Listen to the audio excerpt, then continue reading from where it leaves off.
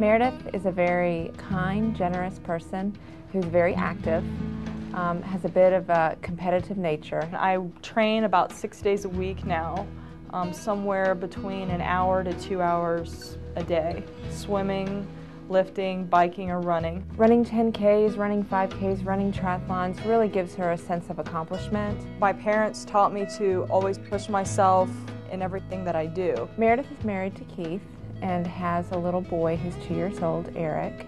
And when you're 20-something years old and have a child under the age of 1, and you have a business, and you have your whole life in front of you, and then you have this problem.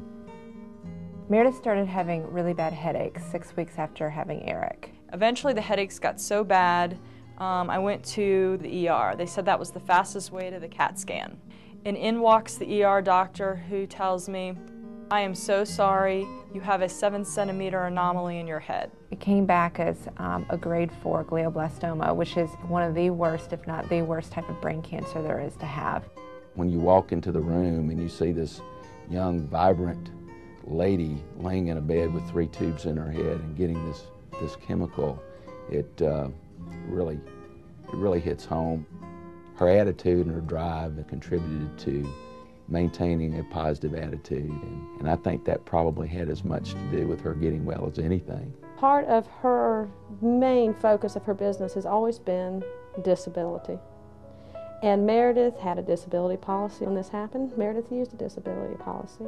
And so the disability income product that she had was a product that allowed her to continue to receive an income while she's doing the things that she needs to do to get well and to get better. There were certain bills that they obviously did not have to worry about. If I didn't have the disability policy, my business would be shut down. She in fact practiced what she preached. She came across these circumstances that were clearly difficult emotionally.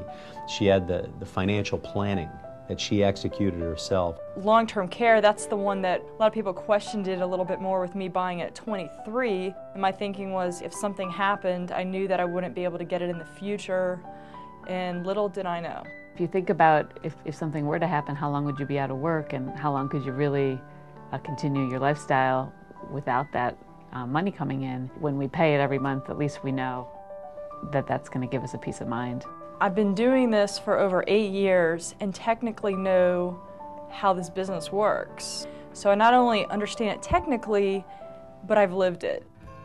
Meredith's a walking miracle.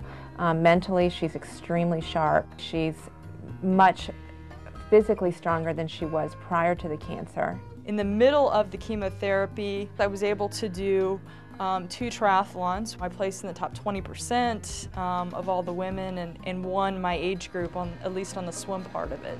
In terms of managing my time, how I feel, taking care of myself, that's made a phenomenal difference. She's an inspiration in the sense of the way she's handled a lot of adversity. We think we have a bad day if we have a fender bender.